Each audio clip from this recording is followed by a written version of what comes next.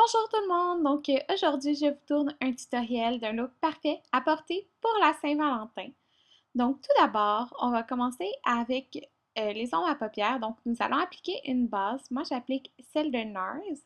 Et par la suite, je vais appliquer le Paint Pot Vintage Selection de chez MAC. C'est un petit rose avec des reflets un petit peu dorés, là, un petit peu de brillance. Donc je trouve que ça va aller bien avec les ombres à paupières qu'on va prendre de la Naked 3. Donc, j'applique cette couleur-ci qui a quand même beaucoup de brillant à l'intérieur. Et par la suite, j'applique la couleur, je crois que c'est la couleur Dust. Elle est un petit peu plus rosée, donc je l'applique sur tout le reste de ma paupière mobile, environ 2 fois pour atteindre le rose que je veux.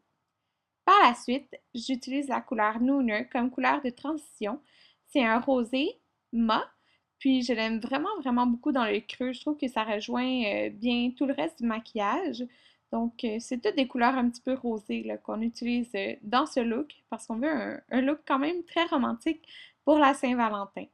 Donc, voilà, c'est la seule couleur mate qu'on va utiliser aujourd'hui.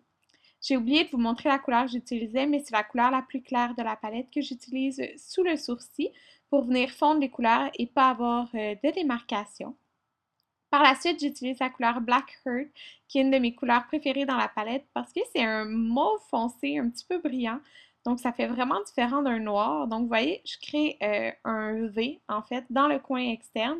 Puis, je concentre vraiment juste la couleur dans le coin externe parce que je ne veux pas faire trop. Donc, vous voyez un petit peu, j'utilise un pencil brush, puis par la suite, j'utilise un pinceau qui est un petit peu plus fluffy, mais quand même un petit peu pointu. Donc la couleur, même si je la fonds, elle va quand même rester dans le coin externe.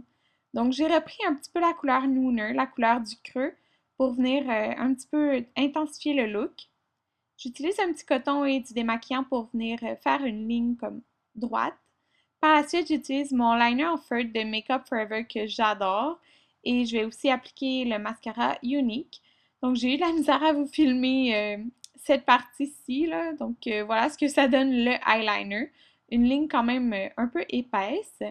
Par la suite, je recourbe mes cils et mets mon mascara. Maintenant, c'est le temps du teint. Donc, j'applique la base de Smashbox Photo Finish, le Pro Longwear Concealer de MAC et le fond de teint Estée Lauder Double Wear. Et par la suite, je vais aussi exfolier mes lèvres. Donc là, mon teint est tout fait. Et j'applique dans la palette contour d'Anastasia, dans le fond, ces deux couleurs-là pour faire tenir mon concealer. Donc, je ne vous ai pas montré mon concealer et mon fond de teint parce que je le fais tout le temps. Donc, maintenant, j'utilise dans la palette toujours d'Anastasia la couleur du milieu pour faire mon contour. Donc, je fais toujours du contour. J'aime vraiment ça. Donc, ça ajoute de la définition au visage. Surtout que je suis très pâle en ce moment, donc je trouve que ça rajoute de la couleur. Et là, j'ai fait aussi le contour de mon nez, là. Je fais rarement ça, mais là, je l'ai fait. Par la suite, j'utilise le blush Pink Swoon de chez MAC et la MSF Lightscapade de chez MAC aussi. Donc, c'est mon premier blush à vie de chez MAC. C'est un petit rosé. Je l'aime beaucoup. Puis, il n'est pas trop pigmenté, donc il est vraiment parfait là, pour un effet un petit peu léger, rosé sur les joues. Et avec le petit pinceau, j'applique l'illuminateur qui est un petit peu léger, pas trop.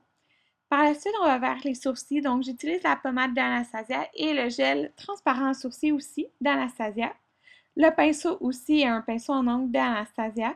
Donc, je commence par faire comme, je dirais, la ligne du dessous de mon sourcil.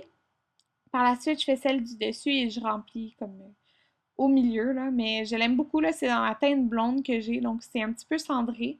Je trouve que c'est vraiment parfait, là. Il n'y a pas de sous-ton orange. On va finir le dessous des yeux, donc j'applique la couleur Nooner, la couleur qui était mate qu'on a appliquée dans le creux de l'œil, en dessous pour faire un effet un petit peu smoky. Donc j'utilise le blending brush. J'ai pas rajouté de couleur, c'était juste pour le fondre un petit peu. Et oui, il me manque des cils en ce moment, j'ai un petit problème avec mes cils. Donc on applique du crayon noir, je l'ai appliqué juste dans la moitié de ma muqueuse, là, et la couleur la plus claire dans le coin interne. Pour les lèvres, c'est le crayon Vinci de Makeup Forever, le rouge à lèvres Please Me de MAC. Et c'est des couleurs qui sont très rosées, donc je trouvais que ça faisait très rose avec le reste du look. Donc j'ai appliqué par la suite le Butter Gloss de NYX dans la teinte tiramisu, donc c'est juste un beige un petit peu, donc ça fait pas trop rose. Donc voilà le look final. J'espère vraiment que vous aimez ce que ça donne. En tout cas, moi, c'est un look que j'aime mettre, qui est quand même très romantique.